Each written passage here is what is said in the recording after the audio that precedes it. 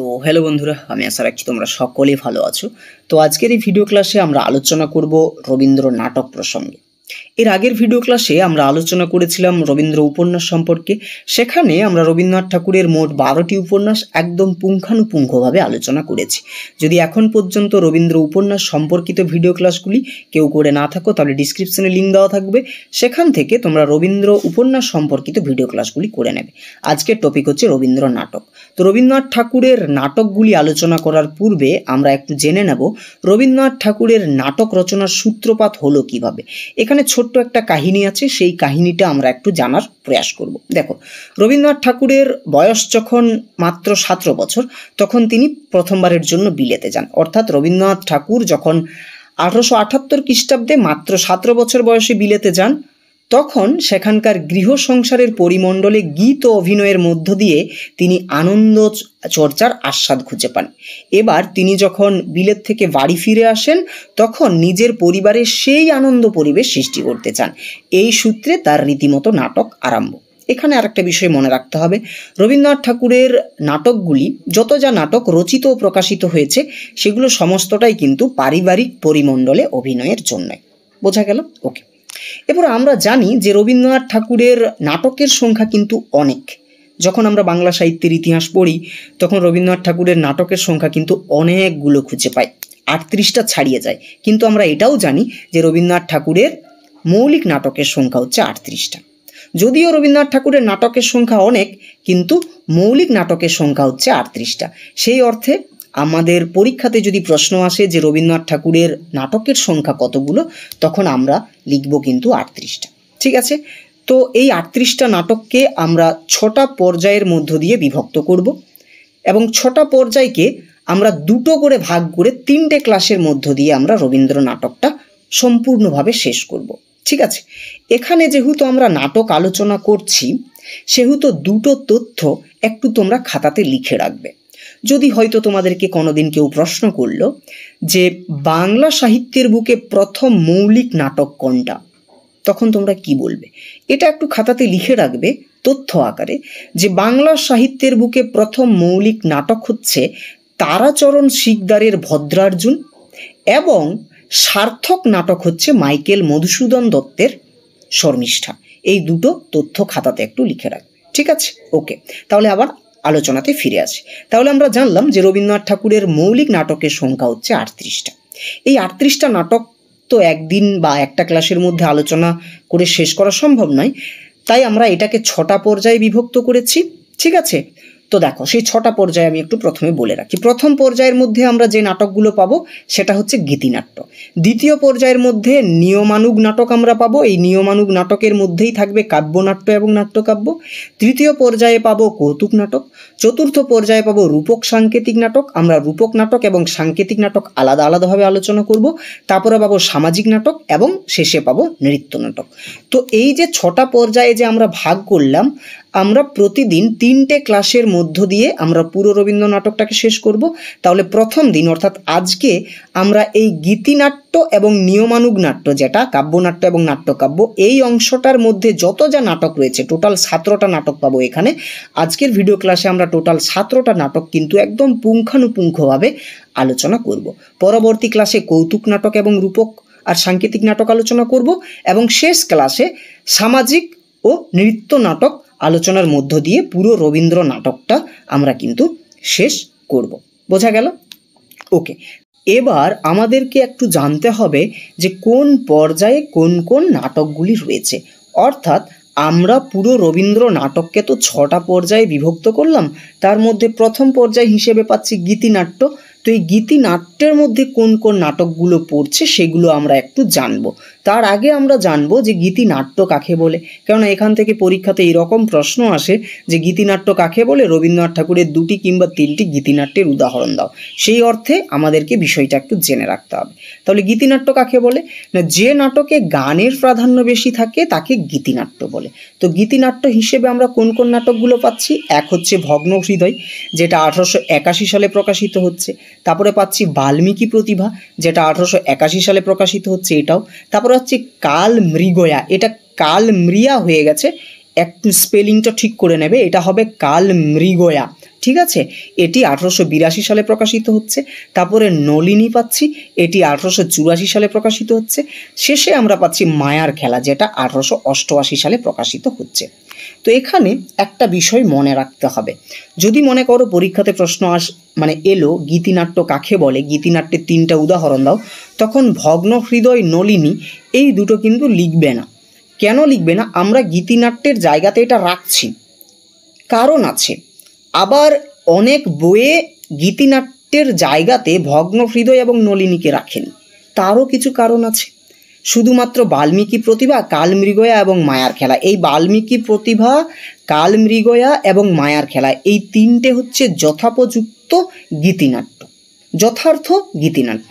সেই দিক দিয়ে আমরা গীতিনাট্য হিসেবে আমরা যখন লিখব রবীন্দ্রনাথ ঠাকুরের গীতিনাট্যের উদাহরণ হিসেবে, তখন আমরা এই 3টে নাটকের নামেই লিখব, বাল্মীকি প্রতিভা, কালমৃগয়া আর মায়ার খেলা। আমরা নলিনী কিংবা ভগ্ন হৃদয়কে কিন্তু লিখব না। আবার তোমরা অনেক বইয়ে রুদ্রচণ্ড বলে রবীন্দ্রনাথ ঠাকুরের একটা নাটক আছে, সেটাও কিন্তু অনেক সাহিত্যের ইতিহাসে রবীন্দ্রনাথ ঠাকুরের গীতিনাট্যের পর্যায়ে কিন্তু এই রুদ্রচণ্ডের স্থান। আমরা কেন রাখলাম না রুদ্রচণ্ডকে এই গীতিনাট্যের জায়গাতে, সেটাও তোমাদের সাথে আলোচনা করা হবে যখন রুদ্রচণ্ডের একদম পুঙ্খানুপুঙ্খ আজকে আমরা আলোচনা করব। আর এই ভগ্ন হৃদয়টাকে আমরা কেন গীতিনাট্য বলবো না, সেটাও আমরা যখন ভগ্ন হৃদয় একটু পরে পুঙ্খানুপুঙ্খ আলোচনা করব তখন তোমরা জানতে পারবে। কিংবা এই যে নলিনী আর ভগ্ন হৃদয়কে কেন ছাড়তে বলছি, সেটাও কিন্তু তোমরা ধীরে ধীরে বুঝতে পেরে যাবে যখন আমরা একটু পরেই ভগ্ন হৃদয়, রুদ্রচণ্ড এবং নলিনী এই 3টে নাটক পুঙ্খানুপুঙ্খভাবে আলোচনা করব। সাথে আমরা টোটাল তো আজকে 2টো পর্যায়ের আলোচনা করব, একটা গীতিনাট্য আর একটা নিয়মানুগ, অর্থাৎ কাব্যনাট্য আর নাট্যকাব্য।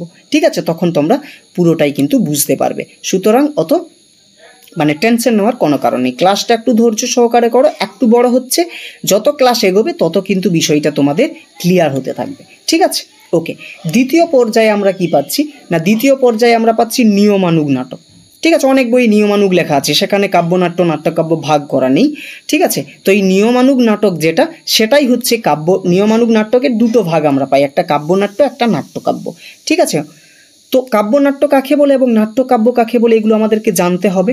আর কাব্যনাট্যের মধ্যে কোন কোন নাটকগুলো পড়ছে, নাট্যকাব্যের মধ্যে কোন কোন নাটকগুলো পড়ছে, এটা আমাদেরকে এবার একটু জানতে হবে। তাহলে কাব্যনাট্য, কাব্যনাট্য কাকে বলে না, যে নাটকে সাধারণত কাব্য ধর্মের প্রাধান্য লক্ষণীয় তাকে কাব্যনাট্য বলে। এই পর্যায়ের নাটকগুলো কি কি না, এই পর্যায়ের নাটকগুলো হচ্ছে, প্রথমে হচ্ছে প্রকৃতির প্রতিশোধ। এই প্রকৃতির প্রতিশোধের মধ্য দিয়ে রবীন্দ্রনাথ ঠাকুরের প্রথম কাব্যনাট্যের সূত্রপাত, যেটা প্রকাশিত হয়েছিল 1884 সালে। তারপর হচ্ছে রাজা ও রানী, এটা প্রকাশিত হচ্ছে 1889 সালে। তারপর হচ্ছে বিসর্জন, এটা প্রকাশিত হচ্ছে 1890 সালে। তারপর হচ্ছে চিত্রাঙ্গদা, এটা প্রকাশিত হচ্ছে 1892 সালে। তারপর হচ্ছে মালিনী, এটা প্রকাশিত হচ্ছে 1896 সালে। এই গেল কাব্যনাট্য। এরপর আমরা নাট্যকাব্যগুলো পাবো। ঠিক আছে, দেখো নাট্যকাব্য কাকে বলে এটা আমাদেরকে একটু জানতে হবে। নাট্যকাব্য কাকে বলে না, যে কাব্যে নাট্য লক্ষণ অর্থাৎ ঘটনার সংঘাত, চরিত্র, সংলাপ থাকে, তাকে নাট্যকাব্য বলা হয়। নাট্যকাব্যের মধ্যে আমরা কোন কোন নাটকগুলো পাচ্ছি, রুদ্রচণ্ড যেটি 1881 সালে প্রকাশিত, বিদায় অভিশাপ যেটি 1894 সালে প্রকাশিত। কিন্তু যদি পরীক্ষাতে প্রশ্ন আসে যে রবীন্দ্রনাথ ঠাকুরের প্রথম রচিত নাট্যকাব্য কোনটা, প্রথম, তখন হবে গান্ধারীর আবেদন। অর্থাৎ এই গান্ধারীর আবেদনের মধ্য দিয়েই রবীন্দ্রনাথ ঠাকুরের নাট্যকাব্যের সূত্রপাত। কেন বলছি দেখো, আমি তো তোমাদেরকে বললাম যে এই যে রুদ্রচণ্ড, এটা একটা গীতিনাট্যের উদাহরণ, ভগ্ন হৃদয় গীতিনাট্যের উদাহরণ, আর এই বিদায় অভিশাপ এটাকে অনেকেই কাব্যনাট্য বলে বিবেচিত করেছেন, আবার অনেকেই নাট্যকাব্য বলে বিবেচিত করেছেন। এর একটা মতভেদ রয়েছে। ঠিক আছে, তো জানা যায় যে গান্ধারীর আবেদন এই যে নাট্যকাব্যটা, এই নাট্যকাব্যটা দিয়েই কিন্তু রবীন্দ্রনাথ ঠাকুরের নাট্যকাব্য রচনার সূত্রপাত হয়। ঠিক আছে, তো ধীরে ধীরে ক্লাসটা করো, পুরো বিষয়টা কিন্তু ক্লিয়ার হয়ে যাবে যখন প্রত্যেকটা নাটকের ডিটেলস তোমরা আলোচনা পাবে। ঠিক আছে, তারপর হচ্ছে নরকবাস, যেটা 1900 সালে, গান্ধারীর আবেদন 1900 সালে প্রকাশিত হচ্ছে। নরকবাস এটা 1900 সালে প্রকাশিত হচ্ছে। লক্ষ্মীর পরীক্ষা এটাও 1900 সালে প্রকাশিত হচ্ছে। সতী এটাও 1900 সালে প্রকাশিত হচ্ছে। আর শেষ নাট্যকাব্য এটা হচ্ছে কর্ণকুন্তী সংবাদ, এটিও 1900 সালে প্রকাশিত হচ্ছে। বোঝা গেল? এই লক্ষ্মীর পরীক্ষা এবং সতী এই দুটি কিন্তু কাহিনী কাব্যগ্রন্থের মধ্যে সংকলিত হয়েছিল। ওকে, এরপর আমরা পাচ্ছি কৌতুক নাটক। তাহলে কৌতুক নাটক আমরা কাকে বলে একটু জানবো। কৌতুক নাটক কাকে বলে না, যে স্বল্পায়তন নাটকে স্থূল লঘু রুচির প্রকাশ ঘটে তাকে কৌতুক নাটক বলে। এই পর্যায়ের নাটকগুলো কি কি? এই পর্যায়ের নাটকগুলো হচ্ছে গোড়াই গলদ, যেটা প্রকাশিত হচ্ছে 1892 সালে, বৈকুণ্ঠের খাতা প্রকাশিত হচ্ছে 1897 সালে, হাস্য কৌতুক 1907 সালে প্রকাশিত, ব্যঙ্গ কৌতুক 1907 সালে প্রকাশিত, চিরকুমার সভা 1926 সালে প্রকাশিত। ওকে, এরপরে আমরা পাচ্ছি চতুর্থ পর্যায়। চতুর্থ পর্যায়কে বলা হয় রূপক সাংকেতিক নাটক। ঠিক আছে, তো একে আমরা দুটো ভাগে ভাগ করব, একটা রূপক নাটক বলবো আর একটা সাংকেতিক বা সংকেতিক নাটক বলবো। কেননা পরীক্ষাতে আলাদা আলাদাভাবে প্রশ্ন আসে যে রূপক নাটক কাকে বলে, রবীন্দ্রনাথ ঠাকুরের দুটো রূপক নাটকের উদাহরণ দাও, তখন ফেঁসে যাবে। তাই আমরা আলাদাভাবে একটু জানবো। রূপক নাটক কাকে বলে না, যে নাটকে দুটি আখ্যান থাকে, কেউ কারো অধীন নয় বরং স্বতন্ত্র।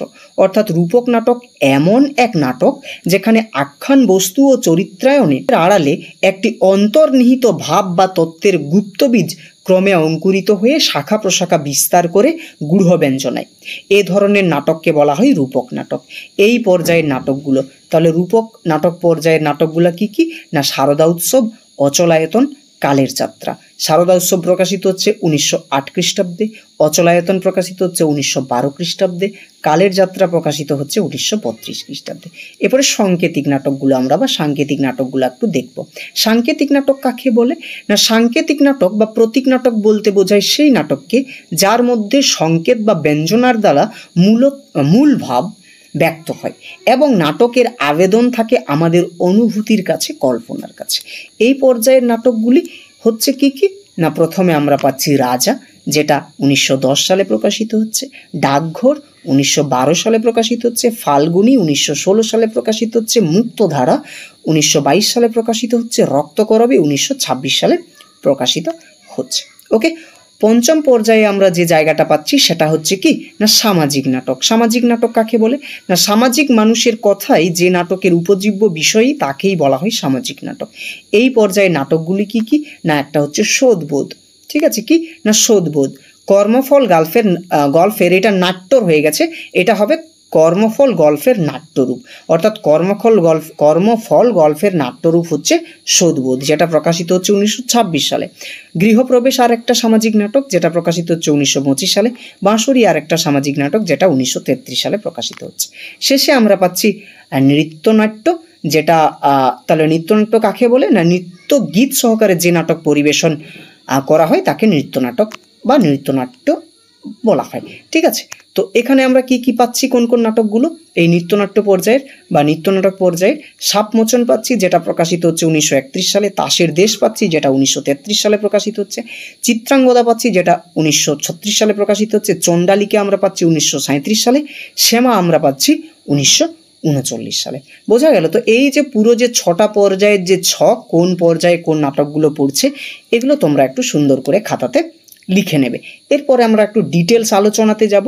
আমরা তথ্যগত আলোচনায় একটু বেশি মনোনিবেশ করব, কেননা পরীক্ষাতে তথ্যগত দিক দিয়েই কিন্তু এই সাহিত্যের ইতিহাস থেকে বেশি প্রশ্ন আসে, রবীন্দ্র নাটকের জায়গা থেকে। ঠিক আছে, কারণ এতগুলো নাটক তো একসঙ্গে সিলেবাসে থাকার কথা নয়, আর কেউ পড়তেও পারবে না, সেহেতু সেই জন্য আমাদেরকে একটু তথ্যগত দিক দিয়ে একটু বেশি পড়তে হবে। তাহলে প্রথম পর্যায়ের গীতিনাট্যের পর্যায়ে আমরা প্রথম কি পাচ্ছি না, ভগ্ন হৃদয়, যেটি প্রকাশিত হয়েছিল 1881 সালে। তো এখানে একটু বোঝার বিষয় আছে, কেননা আমরা যখন বাংলা সাহিত্যের ইতিহাস পড়ি বা বোঝার চেষ্টা করি রবীন্দ্র নাটকের জায়গাটা, তখন কিন্তু অনেক বাংলা সাহিত্যের ইতিহাসে ভগ্ন হৃদয় এই নাটকটিকে গীতিনাট্যের জায়গাতে রাখা হয়নি। কেন সেটা তোমরা বুঝতে পারবে। আর একটু আগেই তোমাদেরকে বলেছিলাম যে আমরা যখন এই গীতিনাট্যের উদাহরণস্বরূপ লিখব, তখন ভগ্ন হৃদয় লিখব না, আমরা লিখব বাল্মীকি প্রতিভা, কাল মৃগয়া আর মায়ার খেলা। নলিনীটাও কেন লিখব না সেটাও কিন্তু এরপরে তোমরা বুঝতে পারবে। তো দেখো, ভগ্ন হৃদয় থেকে আমরা যে তথ্যগুলো একটু জানার চেষ্টা করি বা যেগুলো আমরা ইম্পর্টেন্ট আর কি। দেখো, প্রথমে কি, রবীন্দ্রনাথ 17 বছর বয়সে প্রথম বিলাতে যান এবং বিলাত প্রবাসকালেই ভগ্ন হৃদয় নামে একখানি গীতিনাট্য রচনার সূত্রপাত করেন বা সূচনা করেন। এরপরে দেখো যে এই গীতিনাট্যটি যখন ভারতী পত্রিকায় প্রথম প্রকাশিত হয়, তখন রবীন্দ্রনাথ ঠাকুর নাটকটির ভূমিকায় লিখেছিলেন, এটা একটু ইম্পর্টেন্ট। কি লিখেছিলেন না নিম্নলিখিত কাব্যটিকে যেন কাহারও নাটক বলিয়া ভ্রম না হয়। তাহলে ভগ্ন হৃদয় একটা কাব্য, এটাকে নাটক বলে যেন ভ্রম না হয়। এটাকে যদি কেউ নাটক মনে করে তাহলে সেটা নিতান্তই বোকামির কাজ। এটা রবীন্দ্রনাথ ঠাকুর নিজেই যখন নাটকটি প্রকাশিত হচ্ছে ভারতী পত্রিকায় কিংবা গ্রন্থাগারে, তখন কিন্তু এই নাটকের ভূমিকাংশে তিনি বলেছেন। আর কি বলেছেন না দৃশ্যকাব্য ফুল গাছের মতো, তাহাতে ফুল ফোটে, কিন্তু সে ফুলের সঙ্গে শিকড়, কাণ্ড, শাখা, পত্র, কাঁটাটি পর্যন্ত থাকা অনাবশ্যক। নিম্নলিখিত কাব্যটি ফুলের তরা, গাছের আর সমস্ত বাদ দিয়া কেবলমাত্র ফুলগুলি সংগ্রহ করা হইয়াছে, নাটক আকারে কাব্য লিখিত হইয়াছে। তাহলে এটি ভগ্নহৃদয় একটি কাব্য যেটা নাটক আকারে লেখা হয়েছে। সে কারণে অনেক জায়গাতে রবীন্দ্র নাটকের যে আমরা শ্রেণী বিভাগগুলো পাই বা বিভিন্ন পর্যায়ে বিভিন্ন নাটকগুলোকে রাখা হয়েছে, সেইখানে আমরা অনেক সময় বিভিন্ন বইয়ে এই ভগ্ন হৃদয়কে আমরা নাট্যকাব্যের জায়গাতেও কিন্তু দেখতে পাই। কেননা রবীন্দ্রনাথ ঠাকুর নিজেই বলেছেন এটি নাটক আকারে কাব্য লিখিত হয়েছে। ঠিক আছে, অর্থাৎ নাট্যকাব্য। বোঝা গেল? ওকে, সেই জন্য আমরা গীতিনাট্যের জায়গাতে দাঁড়িয়ে বা গীতিনাট্যের পর্যায়ে দাঁড়িয়ে উদাহরণ হিসেবে আমরা ভগ্ন হৃদয়কে লিখব না।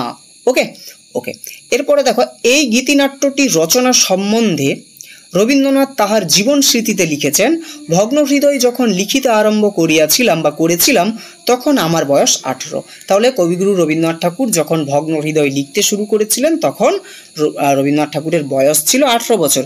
কিন্তু ভুল করেও এই 17 বছরে তিনি লেখেনি, তিনি 17 বছরে বিলাতে গিয়েছিলেন। ঠিক আছে, ওকে, ওই বিলেতে থাকাকালীন তিনি এই ভগ্ন হৃদয় রচনা করেছিলেন। তো কোন বয়সে রচনা করেছিলেন না 18 বছর বয়সে। সেই সময়টা বাল্যও নয়, যৌবনও নয়। ওকে, এই ভগ্ন হৃদয় এই যে নাটকটা, এই নাটকটাকে বা এই যে কাব্যটা কবি রবীন্দ্রনাথ ঠাকুরের মতে এটি কাদম্বরী দেবীকে তিনি উৎসর্গ করেন। হ্যাঁ, কাব্যটির 34টি স্বর্গ রয়েছে। এই নাটকটির বা কাব্যটির যে চরিত্র আর কি, মূল যে নায়ক আর কি, হ্যাঁ, সে কবি স্বয়ং। অর্থাৎ এই ভগ্ন হৃদয় কাব্যের নায়ক বা নাটকের নায়ক হচ্ছেন কবি স্বয়ং। এবং নায়িকা, এখানে নায়িকার জায়গাটা লেখা নেই, নায়িকা হবে মুরলা, এটা একটু লিখে নেবে। তাহলে ভগ্ন হৃদয় এই নাটকের নায়িকা হচ্ছে মুরলা। ঠিক আছে, কি না মুরলা, ময়ূরসুর লোয়াকার, এইটা একটু খাতাতে লিখে নেবে, এখানে লেখা হয়নি। এই গেল ভগ্ন হৃদয়। বোঝা গেল জায়গাটা যে কেন গীতিনাট্যের জায়গাতে আমরা একে উদাহরণস্বরূপ লিখব না।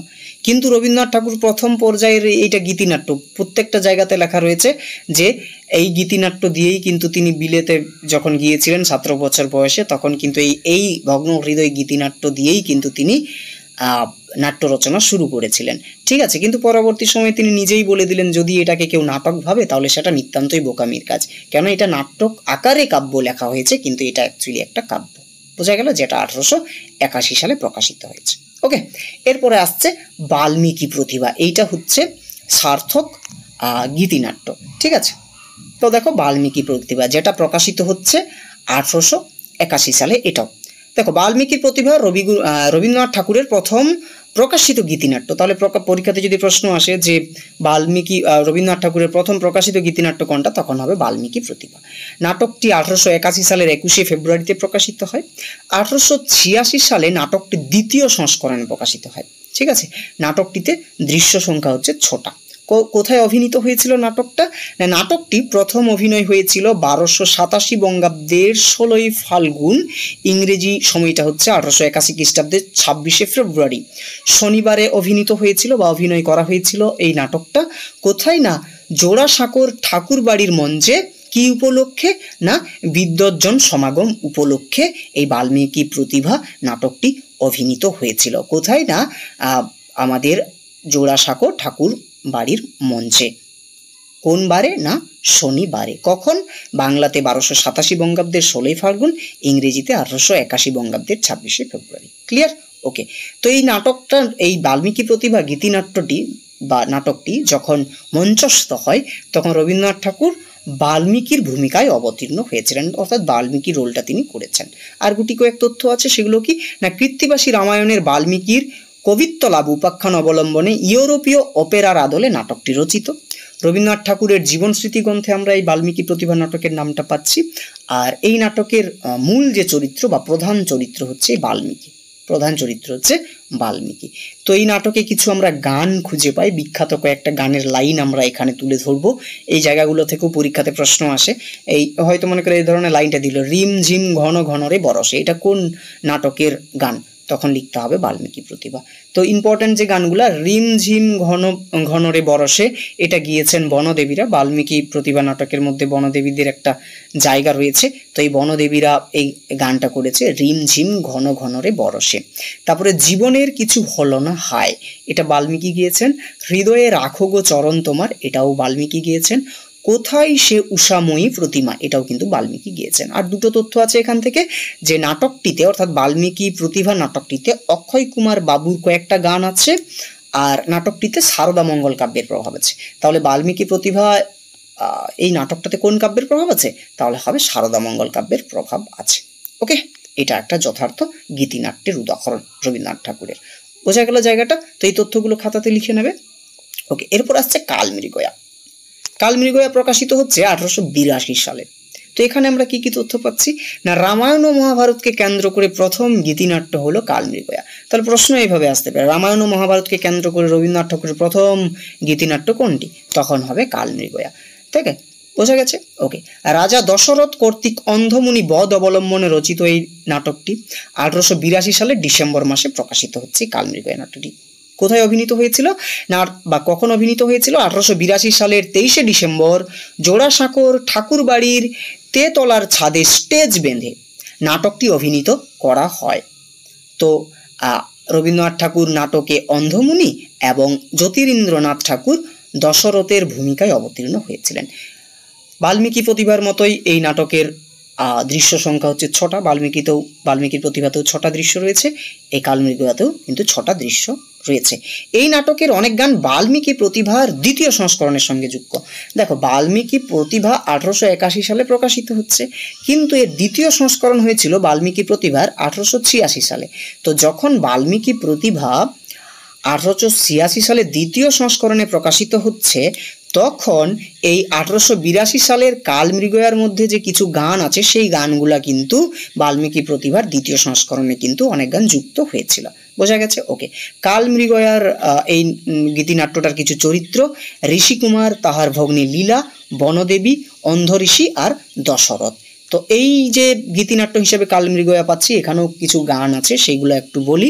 সেগুলো কি না, এক হচ্ছে কাল সকালে উঠব মোরা যাব নদীর কূলে, শিব গড়িয়ে করব পুজো আসবো কুসুম তুলে। আর একটা হচ্ছে বিখ্যাত একটা গান, ফুলে ফুলে ঢোলে ঢোলে বহে কিবা মৃদুবাই, তটিনী হিল্লোল তুলে কল্লোল কল্লোলে চাহিয়া চায়। ঠিক আছে, অর্থাৎ ফুলে ফুলে ঢোলে ঢোলে বহে কিবা মৃদুবাই, তটিনী হিল্লোল তুলে কল্লোলে চাহিয়া চায়। ওকে, কালমৃগয়া থেকে এই কিছু তথ্য একটু ঠিকঠাকভাবে মনে রাখতে পারলেই কিন্তু পরীক্ষাতে তোমরা অনায়াসে অ্যান্সার করতে পারবে। নেক্সট হচ্ছে নলিনী। নলিনী প্রকাশিত হচ্ছে 1884 সালে। ঠিক আছে, তো দেখো এখানে আমরা কি কি তথ্য পাচ্ছি। রবীন্দ্রনাথের প্রথম যুগে রচিত গীতিনাট্যগুলির মধ্যে একখানি মাত্র নাটক গদ্যে রচিত হয়েছিল, যার নাম হচ্ছে নলিনী। ঠিক আছে, ওকে। নাটকটির বিষয়বস্তু রবীন্দ্রনাথের পূর্ববর্তী গীতিনাট্য ভগ্ন হৃদয়ের সমধর্মী ও মায়ার খেলার অনুরূপ। এরপরে মায়ার খেলা আলোচনা হবে। এরপরে নাটকটি রচিত হয়েছিল রবীন্দ্রনাথের বিবাহ উপলক্ষে। তো এখানে একটা মজার বিষয় কি, যে রবীন্দ্রনাথ ঠাকুর জানতেনই না তার এই নাটকটা প্রকাশিত হয়েছে। তার এই নাটকটা রবীন্দ্রনাথ ঠাকুরের অজ্ঞাতসারে প্রকাশ করেছেন কে না, শ্রী কালিদাস চক্রবর্তী। ঠিক আছে, কত সালে না, 1884 খ্রিস্টাব্দে। নাটকটির কাহিনী ভগ্ন হৃদয় থেকে সংগৃহীত হয়েছে। তো এই নাটকটিতে আমরা পাত্রপাত্রীর সংখ্যা 5 জন পাই। পুরুষ চরিত্র আমরা 2টা পাচ্ছি, নবীন ও নীরদ। নারী চরিত্র আমরা 2টা পাচ্ছি, নীরজা ও নলিনী। আর বালিকা চরিত্র আমরা পাচ্ছি ফুলিকে। ঠিক আছে, এখানেও একটা গান রয়েছে। তো সেই গানটা ভগ্ন হৃদয়ের কাহিনী থেকেই নেওয়া, যে ভগ্ন হৃদয় থেকে গৃহীত এর কাহিনীর কোনো কোনো গান উল্লেখের দাবি রাখে। সেই গানটা কি না, মনে রয়ে গেল মনের কথা, শুধু চোখের জল প্রাণের ব্যথা, মনে করি দুটি কথা বলে যাই, কেন মুখের পানে চেয়ে চলে যায়, সে যদি চাহে মরি যে তাহে, কেন মুদে আসে আখির পাতা। ওকে, তো এই হচ্ছে নলিনী নাটক। তো এই রবীন্দ্রনাথ ঠাকুরের প্রথম যুগে যত যা গীতিনাট্যগুলো রচিত হয়েছিল তার মধ্যে একমাত্র গদ্য মানে গদ্যতে যে নাটকটি রচিত হয়েছিল সেটা হচ্ছে এই নলিনী। সেই জন্য আমরা একে গীতিনাট্যের জায়গাতে রাখবো না, আমরা গীতিনাট্যের জায়গাতে রাখবো বাল্মীকি প্রতিভা, কালমৃগয়া, আর একটা এখন আসছে সেটা হচ্ছে মায়ার খেলাকে। বোঝা গেছে? ওকে, এরপরে আসছে মায়ার খেলা। মায়ার খেলা 1888 সালে প্রকাশিত হচ্ছে। তো এখানে আমরা কি কি জায়গা পাচ্ছি একটু দেখে নিই। না, বেথুন কলেজের প্রাক্তনীদের মিলন উৎসবে তাদের সংগঠন সখী সমিতির জন্য সরলা রায়ের বিশেষ অনুরোধে রবি ঠাকুর মায়ার খেলা নাটকটি লিখেছেন। তাহলে কার অনুরোধে রবি ঠাকুর মায়ার খেলায় গীতিনাট্যটা লিখেছিলেন? না, সরলা রায়ের বিশেষ অনুরোধে। 1888 সালে নাটকটা প্রকাশিত হচ্ছে। নাটকটি অভিনীত হয় 1889 সালে। এই নাটকটিতে কিন্তু 7টা দৃশ্য রয়েছে। বাল্মীকি প্রতিভাতে 6টা, কালমৃগয়াতে 6টা, মায়ের খেলাতে কিন্তু 7টা। ঠিক আছে, ওকে। এরপরে দেখো যে নলিনী গদ্য নাট্যের গীতিনাট্য রূপ। এই যে নলিনী, যেটা রবীন্দ্রনাথ ঠাকুরের প্রথম যুগের গীতিনাট্যগুলির মধ্যে একমাত্র গদ্যে লেখা হয়েছে, এই নলিনী নাটকটা, এই নাটকটার গীতিনাট্য রূপ হচ্ছে আমাদের কোনটা? এই মায়ার খেলা। তাহলে পরীক্ষাতে যদি প্রশ্ন আসে নলিনী নাটকের গীতিনাট্য রূপ, ঠিক আছে, বা নলিনী গদ্যনাট্যের গীতিনাট্য রূপ কোনটা, তখন হবে কোনটা? না, আমাদের হবে এই মায়ার খেলা নাটকটি। বোঝা গেল? সেই জন্য আমরা একে গীতিনাট্যের জায়গাতে লিখবো বা রাখবো। নলিনী গদ্যনাট্যের গীতিনাট্য রূপ কিন্তু এটা। ওকে, সেই জন্য আমরা মায়ার খেলাটা গীতিনাট্য। ওকে, আর কিছু তথ্য পাবো আমরা কি না, নারী উন্নয়নের কথা চিন্তা করে তিনি এই নাটকটি রচনা করেন। তৎকালীন সম্ভ্রান্ত পরিবারের নারীরা এই নাটকে প্রথম অভিনয় করেন। ওকে, তারপরে নাটকের সারাংশ, আত্মসুখের জন্য প্রেমের আশা করলে সুখ ও প্রেম কোনোটাই পাওয়া যায় না। অর্থাৎ কি হলো না, আত্মসুখের জন্য প্রেমের যদি আমরা আশা করি তাহলে সুখও পাওয়া যায় না, আর প্রেমেও কিন্তু পাওয়া যায় না। এখানে চরিত্র কি পাচ্ছি না, অমরকে পাচ্ছি, শান্তাকে পাচ্ছি, কুমারকে পাচ্ছি, অশোককে পাচ্ছি, ঠিক আছে, মানকুমারীগণকে পাচ্ছি, আর আমরা পাচ্ছি প্রমোদার সখীগণকে। এখানেও কিছু গান আছে, সেই গানগুলো আমরা একটু দেখে নিই। না, নাটকটিতে যে গান আছে, এরা সুখের লাগি চাহে প্রেম, প্রেম মিলে না। মানকুমারীদের কণ্ঠে শেষ গান হচ্ছে এটা। ঠিক আছে, মায়ার খেলা প্রধানত মানসিক কাব্যগ্রন্থের কবিতাগুলো যখন রচিত হচ্ছিল, নাটকটি কিন্তু তখনই রচিত আমাদের এই মায়ার খেলা। এতএব ইহা মানসী যুগের অন্তর্গত রচনা বলিয়াই গৃহীত হয়। তাহলে কি হলো না, রবীন্দ্রনাথ ঠাকুরের এই মায়ার খেলা নাটকটা যখন রচিত হয়েছিল তখন, ঠিক আছে, মানসী কাব্যগ্রন্থের কবিতাগুলো রচিত হচ্ছিল। সেই জন্য এই মায়ার খেলা নাটকটাকে আমরা মানসী যুগের বলেও চিহ্নিতকরণ করতে পারি। এই হচ্ছে মায়ার খেলা। ওকে, তাহলে এই গেল পুরো গীতিনাট্যের জায়গাটা। তাহলে যদি পরীক্ষাতে প্রশ্ন আসে রবীন্দ্রনাথ ঠাকুরের গীতিনাট্যের উদাহরণ, তখন আমরা এই ভগ্ন হৃদয় এবং নলিনী লিখব না, আমরা লিখব বাল্মীকি প্রতিভা 1881 সালে যেটা প্রকাশিত হয়েছে, আমরা লিখব কালমৃগয়া যেটা 1882 সালে প্রকাশিত হয়েছে, আর নলিনী গদ্যনাট্যের গীতিনাট্য রূপ যেটা মায়ার খেলা 1888, আমরা এটা লিখব। বোঝা গেল? ওকে, এরপরে আমরা চলে যাব কাব্যনাট্যে, অর্থাৎ নিয়মানুগ নাটক যেটাকে আমরা দুটো ভাগে ভাগ করছি, একটা কাব্যনাট্য, একটা নাট্যকাব্য। তো নাট্যকাব্যের প্রথমের জায়গা আমরা পাচ্ছি প্রকৃতির প্রতিশোধ। এটার মধ্য দিয়েই কিন্তু রবীন্দ্রনাথ ঠাকুরের কাব্যনাট্যের সূত্রপাত। তো এখানে আমরা কি কি তথ্য পাচ্ছি দেখে নাও। এই নাটকটা প্রকাশিত হচ্ছে 1884 সালে। প্রথমে পাচ্ছি প্রকৃতির প্রতিশোধ রবীন্দ্রনাথের রচিত সর্বপ্রথম মৌলিক কাব্যনাট্য। বোম্বাই প্রদেশের কারোয়ারে বাসকালে রবীন্দ্রনাথ ঠাকুর এই প্রকৃতির প্রতিশোধ রচনা করেন। নাটকটি প্রকাশিত হয় 1884 সালে। নাটকটি 16টি দৃশ্যে বিভক্ত, অমিত্র পয়ার ও গদ্যের সংমিশ্রণে রচিত। নাটকটি সম্বন্ধে রবীন্দ্রনাথ ঠাকুর বলেছেন, এই আমার হাতের প্রথম নাটক যা গানের ছাঁচে ঢালা নয়। তো এটা খুব ইম্পর্টেন্ট যে রবীন্দ্রনাথ ঠাকুরের কোন নাটকটি গানের ছাঁচে ঢালা নয়, সেটা হচ্ছে প্রকৃতির প্রতিশোধ। প্রথম কোন নাটকটি গানের ছাঁচে ঢালা নয়, সেটা হচ্ছে প্রকৃতির প্রতিশোধ, যেটা 1884 সালে প্রকাশিত হচ্ছে। নাটকটি কাব্য ও নাট্যে মিলিত। ঠিক আছে, কাব্য ধর্মীয় আছে এবং নাট্য ধর্মীয় আছে। ঠিক আছে, সেই জন্য এটা কাব্য নাট্য।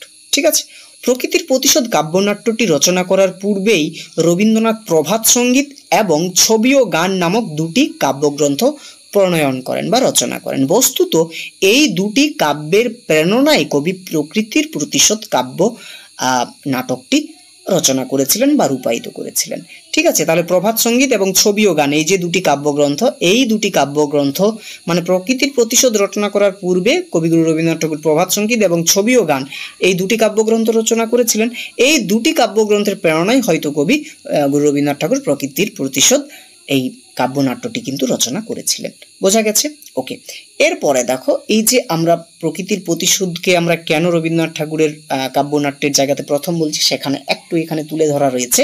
সেটা কি না, প্রকৃতির প্রতিশোধে অনাথা বালিকা যেমন করিয়া আত্মত্যাগের ভিতর দিয়া সন্ন্যাসীকে সত্যে প্রতিষ্ঠিত করিয়া দিয়া গেল, তাহার পরবর্তী রচনা রাজা ও রানীতেও দেখিতে পাই কুমার সেনের আত্মত্যাগের ভিতর দিয়া রাজা বিক্রমদেব সত্যে প্রতিষ্ঠিত হইলেন। তাহার তৎপরবর্তী রচনা বিসর্জনেও রঘুপতি জয়সিংহের আত্মত্যাগে সত্যের সন্ধান পাইলেন। ইহাতে বুঝিতে পারা যাইবে যে প্রকৃতির প্রতিশোধের মধ্যে রবীন্দ্রনাথের কাব্যনাট্যের যে সুর সর্বপ্রথম ধ্বনিত হইয়াছে, তাহা তাহার পরবর্তী জীবনে অনেক দূর পর্যন্ত অব্যাহত রহিয়াছে। তো এখান থেকে বোঝা যাচ্ছে রবীন্দ্রনাথ ঠাকুরের এই যে কাব্যনাট্যর সূত্রপাত হচ্ছে প্রকৃতির প্রতিশোধ নাটকটা দিয়ে বা কাব্যনাট্য দিয়ে। বোঝা গেল? ওকে, এর পরবর্তী আমরা কাব্যনাট্য পাচ্ছি রাজা ও রানী। ঠিক আছে, কি পাচ্ছি? রাজা ও রানী। তো এখানে এই রাজা ও রানী প্রকাশিত হচ্ছে 1889 খ্রিস্টাব্দে। এখান থেকে আমরা কি কি তথ্য পাই না, নাটকটি রচিত হয়েছিল মাত্র 1 মাসে।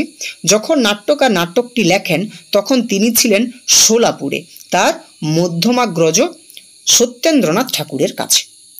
1296 বঙ্গাব্দের 25শে শ্রাবণ নাটকটি প্রথম প্রকাশিত হয়। ইংরেজি সালটা হচ্ছে 1889 সালের জুলাই মাসে।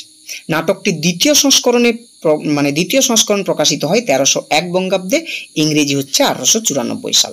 ঠিক আছে, 1890 সালের 7ই জুন নাটকটি এমারেল্ড থিয়েটারে প্রথম অভিনীত হয়, অর্থাৎ এগুলোকে ক্লাসিক থিয়েটার বলা হয়। ঠিক আছে, 1890 সালের 7ই জুন নাটকটি এমারেল্ড থিয়েটারে প্রথম অভিনীত হয়। নাটকটি 5 অঙ্কের প্রথম পূর্ণাঙ্গ নাটক। তাহলে পরীক্ষাতে যদি প্রশ্ন আসে রবীন্দ্রনাথ ঠাকুরের প্রথম পূর্ণাঙ্গ নাটক কোনটি, তখন হবে রাজা ও রানী, যেটা অঙ্ক সংখ্যা 5। অর্থাৎ নাটকটি 5 অঙ্কের প্রথম পূর্ণাঙ্গ নাটক হচ্ছে রাজা ও রানী। নাটকটি ট্র্যাজেডি মূলক নাটক। রবি ঠাকুর নাটকটি উৎসর্গ কাকে করে না, বড় দাদা দ্বিজেন্দ্রলাল ঠাকুরকে। কেমন? ওকে, নাটকটিতে 2 ধরনের সংলাপ আমরা লক্ষ্য করি, একটা পদ্য সংলাপ, একটা গদ্য সংলাপ। পদ্য সংলাপ যা অমৃতাক্ষর ছন্দে রচিত, আর গদ্য সংলাপ যেটা নাটকের সাধারণ চরিত্রগুলোর সংলাপ। ঠিক আছে, নাটকটির অর্থাৎ রাজা ও রানী নাটকটির প্রধান চরিত্র রাজা বিক্রমদেব, খল চরিত্র হচ্ছে ত্রিবেদী। ওকে, আর কিছু আমরা তথ্য এখান থেকে একটু জেনে নেব, গানের জায়গাটা একটু জানবো। তো দেখো, গানের প্রসঙ্গের কথা বলি। এই নাটকটিতে গানের সংখ্যা হচ্ছে মোট 8টা। নাটকটিতে প্রধান চরিত্রের কণ্ঠে কিন্তু কোনো গান নেই। নাটকটিতে গান গেয়েছে সৈনিক, সখীরা ও ইলা। ঠিক আছে, নাটকটিতে প্রথম গান শোনা যায় 3য় অঙ্কে, গেয়েছে সৈনিক। অভিনয়ের অসুবিধার কারণে নাটকটির যথাসম্ভব সংক্ষিপ্ত ও পরবর্তী রূপ হলো ভৈরবের বলি। ঠিক আছে, যা গ্রন্থাগারে মুদ্রিত হয়নি। কিন্তু নাটকটি অভিনয়যোগ্য নতুন রূপ হচ্ছে তপতি। তো এইটা তপতি স্পেলিংটা একটু ভুল আছে, এটা একটু লিখে নেবে। এটা হবে তয়ে দীর্ঘি। হ্যাঁ, তপতি। বোঝা গেল? তপতি। ওকে, তাহলে রাজা ও রানীর অভিনয়যোগ্য নতুন রূপ হচ্ছে তপতি, যেটা প্রকাশিত হচ্ছে 1929 সালে। তো এই মোটামুটি রাজা ও রানী কাব্যনাট্য থেকে যদি তথ্যগুলো তোমরা মনে রাখতে পারো তাহলে এনাফ। ওকে, এরপর আসছে বিসর্জন। তো দেখো, বিসর্জন নাটকটা প্রকাশিত হচ্ছে 1890 সালে।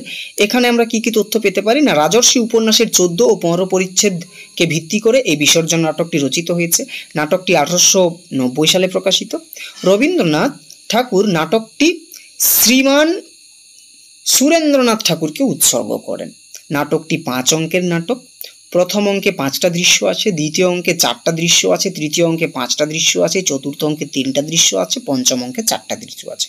মানে মোট 21টা দৃশ্যে এই নাটক রচিত হয়েছে। ঠিক আছে। এই নাটকটি ইতিহাসের ভূমিতে দাঁড়ানো মানব জীবনের এক পরম দুঃখ, যন্ত্রণা ও উপলব্ধি প্রসঙ্গ হচ্ছে এই নাটকের বিষয়। ওকে, সেই উপলব্ধি হচ্ছে হিংসার দ্বারা সব কিছু জয় করা যায় না, প্রেমের দ্বারা সমস্ত কিছু জয় করা সম্ভব। ওকে, নাটকটি যখন প্রথম প্রকাশিত হয় তখন নাটকটির দৃশ্য সংখ্যা ছিল 29, পরবর্তী সময় নাটকটির দৃশ্য সংখ্যা হচ্ছে 21। ওকে, নাটকটির রচনার 27 বছর পর অর্থাৎ 1917 খ্রিস্টাব্দে নাটকটির একটি ইংরেজি অনুবাদ প্রকাশিত হয়, সেটা হচ্ছে স্যাক্রিফাইস। ওকে, রাজর্ষি উপন্যাসের নায়ক হচ্ছে গোবিন্দ মাণিক্য, কিন্তু বিসর্জন নাটকের নায়ক হচ্ছে আমাদের জয় সিংহ।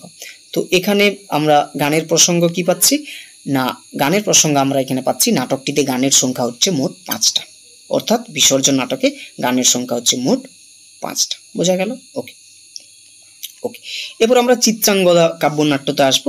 চিত্রাঙ্গদা কাব্যনাট্যটা 1892 সালে প্রকাশিত হচ্ছে। ওকে, তো এখানে আমরা কি কি তথ্য পাবো না, রবি ঠাকুরের নাটকটি লিখেন, এই চিত্রাঙ্গদার নাটকটি রবি ঠাকুর লিখছেন উড়িষ্যার পান্ডুয়ার নিভৃত পল্লীতে বাসকালে বা বসবাসকালে। নাটকটি 1892 খ্রিস্টাব্দে 13 সেপ্টেম্বরে প্রকাশিত হয়। নাটকটি উৎসর্গ করছেন অবনীন্দ্রনাথ ঠাকুরকে। রবি ঠাকুর চিত্রাঙ্গদা নাটকটির মূল কাহিনী মহাভারত থেকে সংগ্রহ করেন।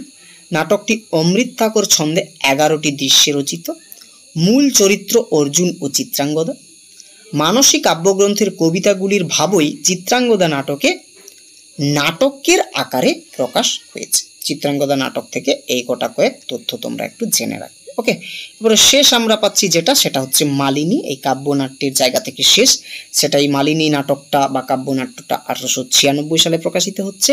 কি কি তথ্য পাচ্ছি না, বিসর্জন নাটক রচনার 6 বছর পরে নাটকটি 1896 সালে প্রকাশিত। দেখো, বিসর্জন নাটক 1890 সালে প্রকাশিত হচ্ছে এবং বিসর্জন নাটকের 6 বছর পরে এই আমাদের মালিনী নাটক কাব্যনাট্যটা প্রকাশ হচ্ছে, অর্থাৎ 1896 সালে। রবীন্দ্রনাথ ঠাকুরের স্বপ্নলব্ধ ঘটিত এই নাটক এটা, অর্থাৎ এই আমাদের মালিনী নাটকটা একটা স্বপ্নলব্ধ নাটক বা স্বপ্নঘটিত নাটক।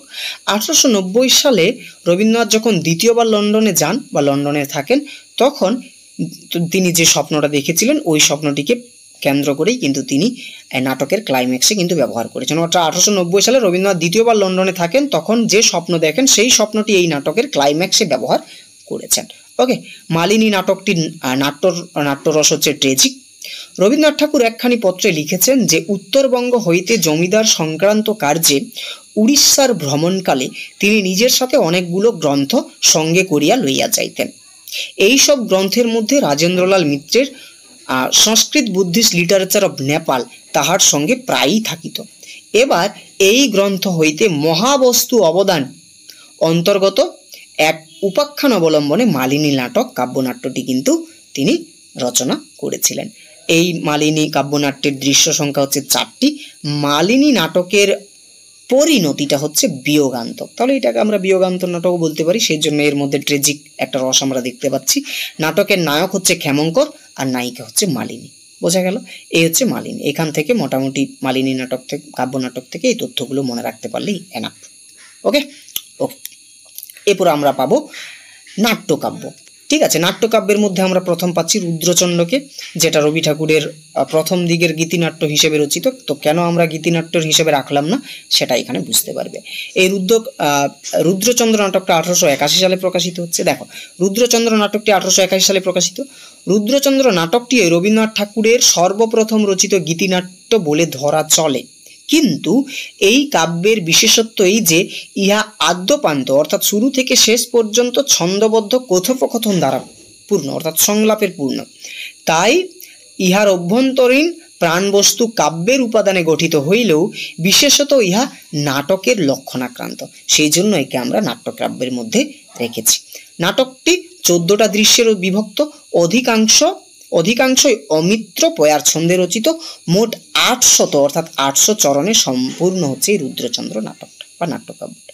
রবীন্দ্রনাথ ঠাকুর কাব্য উপন্যাস বনফুল ও কবি কাহিনী এর সাথে রুদ্রচন্দ্রের ভাবগত ঐক্য আছে। অর্থাৎ রবীন্দ্রনাথ ঠাকুরের কাব্য উপন্যাস যেটা বনফুল এবং কবি কাহিনী এর সাথে কিন্তু রুদ্রচন্দ্রের ভাবগত একটা ঐক্য বা মিল দেখা যায়। ঠিক আছে, তো এই নাটকটিতে পৃথ্বীরাজ পরাজয় নামে রবীন্দ্রনাথ এই নাটকটিতে পৃথ্বীরাজ পরাজয় নামে রবীন্দ্রনাথের বাল্যে রচিত একটি বীর রসাত্মক কাব্যের কাহিনীকে নাটকের আধারে পরিবেশন করা হয়েছে। এখানে একটা বিষয় আছে যে রবীন্দ্রনাথ ঠাকুরের যখন ছোটবেলা, ঠিক আছে, সেই সময় তিনি শান্তিনিকেতনের একটা নারিকেল গাছের নিচে তিনি পৃথ্বীরাজ পরাজয় বলে একটা কাহিনী লিখেছিলেন। ঠিক আছে, তো সেই কাহিনীটা প্রকাশিত হয়নি, পরবর্তী সময় সেটাই রুদ্রচন্দ্র রূপ বলে নামকরণ হয়েছে। তো সেটাই এখানে বলা হচ্ছে যে পৃথ্বীরাজ পরাজয় নামে রবীন্দ্রনাথের বাল্যে রচিত একটা বীর রসাত্মক কাব্যের কাহিনীকে কেন্দ্র করেই কিন্তু এই রুদ্রচন্দ্রের যে কাহিনী সেটা পরিবেশন করা হয়েছে। ওকে, নাটকটি উৎসর্গ করছে জ্যোতিরিন্দ্রনাথ ঠাকুরকে। রুদ্রচন্দ্র নাটকটি উৎসর্গ করছে কাকে? না, জ্যোতিরিন্দ্রনাথ ঠাকুরকে। চরিত্র এখানে পাচ্ছি চাঁদ কবি, অমিয়া, মোহাম্মদ ঘুরি আর পৃথ্বীরাজ। ওকে, এই গোটাকত তথ্য এখানে আমরা জানলেই যথেষ্ট। বিদায় অভিশাপ। বিদায় অভিশাপ প্রকাশিত হচ্ছে 1894 সালে। এখানে কি কি তথ্য আমরা জানবো? যে বিদায় অভিশাপ নাট্যকাব্যটি সাধনা পত্রিকায় 1300 বঙ্গাব্দের মাঘ সংখ্যায় প্রকাশিত। রবীন্দ্রনাথ ঠাকুর নাটকটির ইংরেজি অনুবাদ করে 1913 সালে ক্রিসিস অ্যান্ড মুন নামক গ্রন্থে কিন্তু প্রকাশ করেন। নাটকটির নামকরণ বিদায় অভিশাপ অর্থাৎ বিদায়কালীন অভিশাপ। নাটকে দেখা যায় বিদায়কালে কচ দেবযানী কর্তৃক অভিশাপগ্রস্ত হয়েছেন। ওকে, তারপরে কি জানবো? নাটকটির মূল কাহিনী মহাভারত থেকে গৃহীত, কিন্তু কবি নাটকের শেষে কচের চরিত্রের উৎকর্ষ নির্দেশ করার জন্য সামান্য একটু পরিবর্তন করেছেন।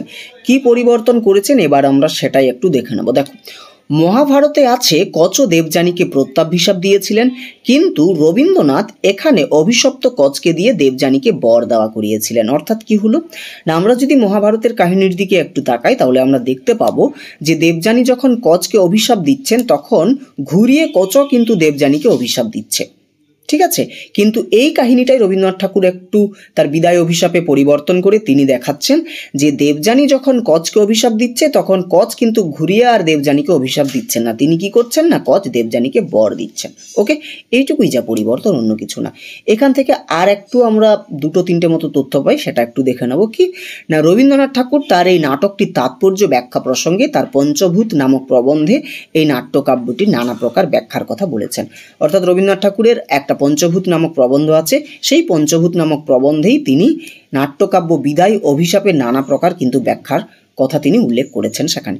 ওকে, চরিত্র আমরা যদি তাকাই বিদায় অভিশাপ নাটকে তাহলে আমরা কি পাবো না, কচ এবং দেবযানী। তো এই দুটো চরিত্রের নাম একটু মনে রাখবে। আর একটা তথ্য একটু লিখে নেব, সেটা কি না, প্রকৃতপক্ষে মানব মনের চিরন্তন বৃত্তি প্রেমই এই নাটকের মূল উপজীব্য। সুতরাং এই নাট্যকাব্যটি প্রেম বিষয়ক একটি নাট্যকাব্য। এইটুকু তথ্য যদি তোমরা বিদায় অভিশাপ নাট্যকাব্য থেকে জেনে রাখতে পারো তাহলেই কিন্তু এনাফ। এরপরে আমরা চলে আসি কি না, গান্ধারীর আবেদন, যেটা প্রকাশিত হচ্ছে 1900 সালে। তো এখানে একটু বোঝার বিষয় আছে, সেটা কি না, রবীন্দ্রনাথ ঠাকুরের নাট্যকাব্য রচনার সূত্রপাত হয়েছিল গান্ধারীর আবেদন নাট্যকাব্যটির মধ্য দিয়ে। তাহলে তোমাদের প্রশ্ন আসবে যে দাদা তাহলে এই যে রুদ্রচন্দ্র, বিদায় অভিশাপ, এগুলো তাহলে কি, এগুলোও তো নাট্যকাব্যের অন্তর্গত? হ্যাঁ, তোমাদের একটু আগে যখন রুদ্রচন্দ্র আমি আলোচনা করেছিলাম তখন তোমাদেরকে বলেছি যে রুদ্রচন্দ্র হচ্ছে রবীন্দ্রনাথ ঠাকুরের প্রথম যুগের রচিত গীতিনাট্য। তো সেটা আমরা গীতিনাট্যের জায়গাতে না রেখে নাট্যকাব্যের জায়গাতে কেন রেখেছি সেটা তোমাদেরকে বলা হয়েছে। অর্থাৎ এখানে নাট্যকাব্যের একটা লক্ষণ দেখা যাচ্ছে। ওকে, আর বিদায় অভিশাপের জায়গাতে যদি দাঁড়িয়ে বলা হয় তাহলে বিদায় অভিশাপ নিয়ে গবেষক মহলে নানা কিন্তু মতবিরোধ রয়েছে। কেমন না, অনেকেই বলছেন এটা নাট্যকাব্যের জায়গা, অনেকেই বলছেন এটাকে কাব্যনাট্যের জায়গা। ঠিক আছে, তা বিভিন্ন বাংলা সাহিত্যের বইয়ে আমরা যদি রবীন্দ্র নাটক আমরা দেখতে যাই তাহলে বিভিন্ন সময় বিভিন্ন জায়গাতে বিভিন্ন রকম দেখতে পাই। বিদায় অভিশাপকে কোনো জায়গাতে নাট্যকাব্যের জায়গাতে রাখা হয়েছে, আবার কোনো জায়গাতে কাব্যনাট্যের জায়গাতে রাখা হয়েছে, এরকম একটা। কিন্তু আমরা যদি প্রভাতবাবুর রবীন্দ্র জীবন কথা কিংবা রবীন্দ্র নাট্যধারা, এই যে অথেন্টিক যে দুটো বই রয়েছে সেখানে আমরা যদি পড়ি বা বোঝার চেষ্টা করি তাহলে আমরা দেখতে পাই যে ওনারা কিন্তু এই বিদায় অভিশাপকে নাট্যকাব্যের জায়গাতেই রেখেছেন।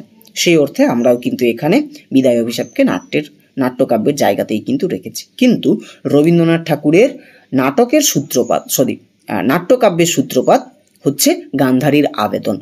ঠিক আছে, এই নাট্যকাব্যটির মধ্য দিয়ে, এটা একটু তোমরা মনে রাখবে। তো পরীক্ষাতে যদি প্রশ্ন আসে যে কোন নাট্যকাব্যটির মধ্য দিয়ে রবীন্দ্রনাথ ঠাকুরের নাট্যকাব্য রচনার সূত্রপাত, তখন হবে কিন্তু গান্ধারীর আবেদন, যেটা প্রকাশিত হয়েছে 1900 সালে।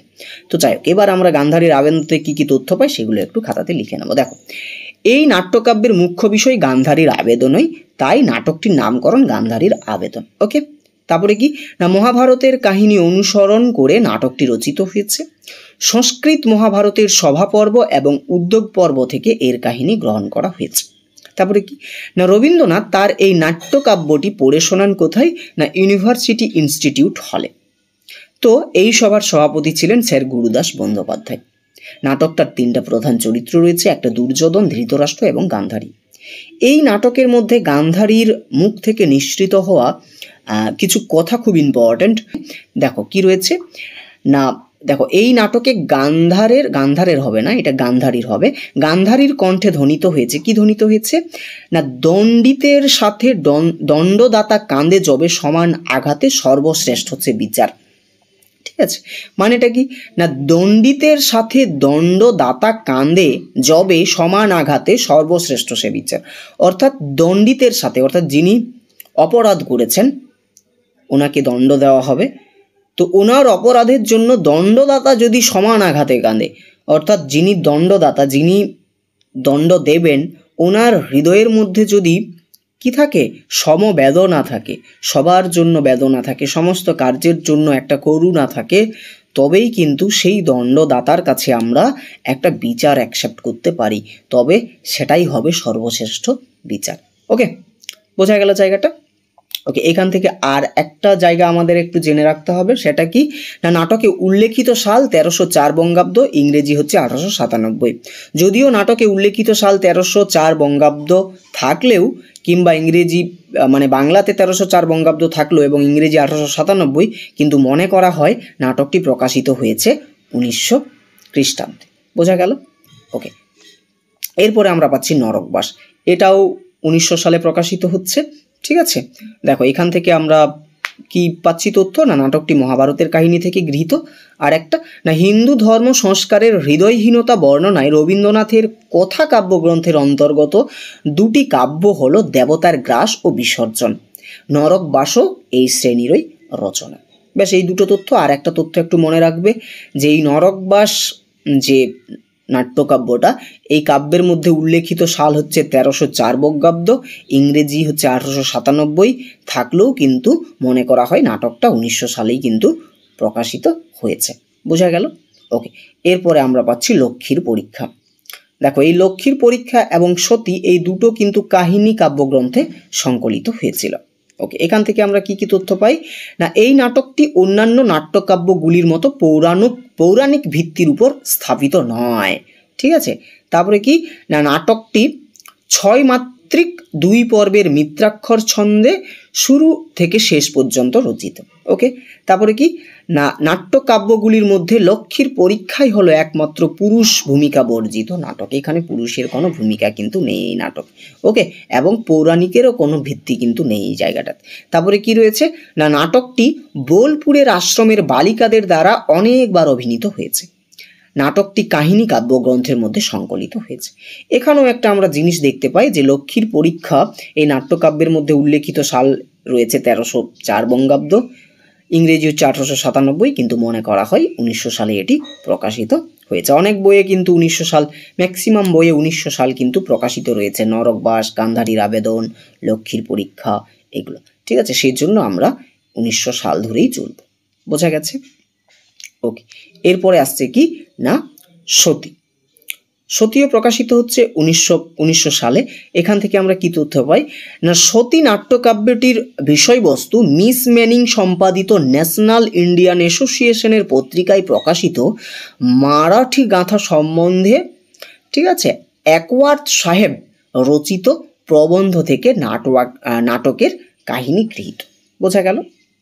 ওকে, এই নাটকটিও কাহিনী কাব্যগ্রন্থে সংকলিত হয়েছে। চরিত্র যদি আমরা দেখি এই নাটকের মধ্যে বা নাট্যকাব্যের মধ্যে, তাহলে আমরা দেখতে পাই আমাবাই ও বিনায়ক রাও। ঠিক আছে, তো এখানেও সেম জিনিস, যে নাটকটির উল্লেখিত সাল হচ্ছে 1304 বঙ্গাব্দ, ইংরেজি 1897 থাকলেও কিন্তু মনে করা হয় নাটকটি 1900 সালে প্রকাশিত। বোঝা গেল। এরপরে নাট্যকাব্যধারার শেষ যে রচনা সেটা হচ্ছে কি না কর্ণকুন্তীর সংবাদ। কি না কর্ণকুন্তীর সংবাদ। নাট্যকাব্যের মধ্যে এই নাট্যকাব্যটাই হচ্ছে সর্বশ্রেষ্ঠ নাট্যকাব্য। এটা 1900 সালে প্রকাশিত। দেখো কি রয়েছে না, তথ্য কি পাচ্ছি না, রবীন্দ্রনাথের নাট্যকাব্যগুলির মধ্যে কর্ণকুন্তী সংবাদই হলো সর্বশেষ রচিত নাট্যকাব্য। এই নাট্যকাব্যটি বাকি নাট্যকাব্যগুলির থেকে শ্রেষ্ঠ। মহাভারতের উদ্যোগ পর্বের অংশ থেকে নাটকটির কাহিনী গৃহীত। কর্ণকুন্তীর সাক্ষাৎ এবং তাদের প্রতিক্রিয়া নিয়ে এই নাটকটি রচিত হয়েছে। এখানে উল্লেখিত সাল আমরা কোনটা পাই না, দেখে নাও যে নাটকটিতে উল্লেখিত সাল আমরা পাই 1306 বঙ্গাব্দ, ইংরেজি হচ্ছে 1899 থেকে 1900 খ্রিস্টাব্দ। এইটা থাকলেও কিন্তু মনে করা হয় যে নাটকটি প্রকাশিত হয়েছে 1900 সালে বা 1900 খ্রিস্টাব্দে। তো বোঝা গেল, এই হচ্ছে নাট্যকাব্য এখানেই শেষ হয়ে গেল। তো আজকে আমরা দুটো পর্যায়ে আলোচনা করলাম। এর পরবর্তী ক্লাসে আমরা আলোচনা করব কৌতুক নাটক এবং রূপক সাংকেতিক নাটক। তো সেখানে কৌতুক নাটকের যটা নাটক আমরা পাবো এবং রূপক সাংকেতিক নাটকের যে রূপক নাটকগুলো ভাগ করে আমরা আলোচনা করব এবং সাংকেতিক নাটকগুলো ভাগ করে আমরা আলোচনা করব। টোটাল আমরা কৌতুক নাটক এবং রূপক সাংকেতিক নাটকের মধ্যে আমরা টোটাল নাটকের সংখ্যা পাবো 13টা। তো এর পরবর্তী ক্লাসে আমরা 13টি নাটক সম্পর্কে আলোচনা করব, অর্থাৎ এই দুটো জায়গা। আজকে গীতিনাট্য এবং নিয়মানুগ নাটকের মধ্যে কাব্যনাট্য আর নাট্যকাব্য হয়ে গেল। এর পরবর্তী ক্লাসে তৃতীয় পর্যায় এবং চতুর্থ পর্যায়ে অর্থাৎ কৌতুক নাটক আর রূপক সাংকেতিক নাটক, এখানে আমরা মোট 13টা নাটক পাবো। তো এই 13টা নাটক কিন্তু পরবর্তী ক্লাসে আমরা আলোচনা করব। তার পরবর্তী ক্লাসে আমরা সামাজিক নাটক এবং নৃত্যনাট্যের মধ্য দিয়ে ক্লাস শেষ করে আমরা একটা লং কোশ্চেন লিখব। সেটা হচ্ছে বাংলা সাহিত্যের বুকে রবীন্দ্র নাটকের অবদান, মানে নাটক রচনার ক্ষেত্রে রবীন্দ্রনাথের অবদান কতখানি বাংলা সাহিত্যে, সেটা আমরা লিখব। আবার পাশাপাশি রূপক সাংকেতিকের মধ্যে যে নাটকগুলো রয়েছে সেগুলোও কিন্তু একটা লং কোশ্চেনের মধ্য দিয়ে বানিয়ে তোমাদেরকে ইউটিউবে প্রোভাইড করা হবে। ঠিক আছে, তো এই হলো পুরো ক্লাসটা। আজকে ফার্স্ট ক্লাস গেল রবীন্দ্র নাটক সম্পর্কে। তোমাদের ক্লাস কেমন লাগছে, তোমাদের যদি বুঝতে সুবিধে হচ্ছে বা আমি তোমাদের বোঝাতে পারছি, বিষয়গুলো পেয়ে তোমাদের সুবিধে হচ্ছে, তাহলে একটু কমেন্ট করে জানাতে পারো ক্লাসগুলো মানে কেমন লাগছে। এর বেশি কিছুই কিন্তু না। এর পরবর্তী ক্লাসের জন্য একটু অপেক্ষা করে যাও।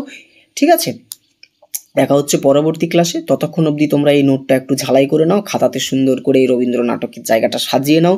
যেমনভাবে ছক করে লেখা রয়েছে, যেমনভাবে তথ্যগুলো পরিবেশন করা রয়েছে, এগুলো কিন্তু পরবর্তী সময় বিভিন্ন চাকরিমূলক পরীক্ষাতে কিন্তু কাজে লাগে। যদি ভবিষ্যতে তোমরা এসএসসি দাও তাহলে কিন্তু এসএসসি সিলেবাসে কিন্তু রবীন্দ্র নাটকের জায়গাটা পুরো থাকে। রবীন্দ্র উপন্যাস, রবীন্দ্র কাব্য, রবীন্দ্র নাটক এগুলো কিন্তু সব কিছুই কিন্তু থাকে। ঠিক আছে, তো যাই হোক, সকলে ভালো থাকবে, ভালো থাকার সাথে সাথে পড়াশোনা করো। দেখা হচ্ছে পরবর্তী ক্লাসে রবীন্দ্র নাটকের দ্বিতীয় পর্বে। ঠিক আছে, অর্থাৎ কৌতুক নাটক এবং রূপক সাংকেতিক নাটকগুলো আমরা সেখানে আলোচনা করব।